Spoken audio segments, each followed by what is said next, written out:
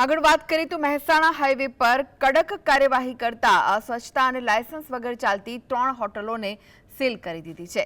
તપાસ દરમિયાન રસોડામાં ભારે ગંદકી સામે આવતા નિયમભંગ કરનાર એકમોને ઇમ્પ્રુવમેન્ટ નોટિસ પાઠવવામાં આવી છે। બેદરકાર સંચાલકોના લાયસન્સ સસ્પેન્ડ કરવાની પ્રક્રિયા હાથ ધરાઈ છે। હાલ હોટલ રેસ્ટોરન્ટ નાસ્તા હાઉસોમાં તપાસ ચાલુ છે।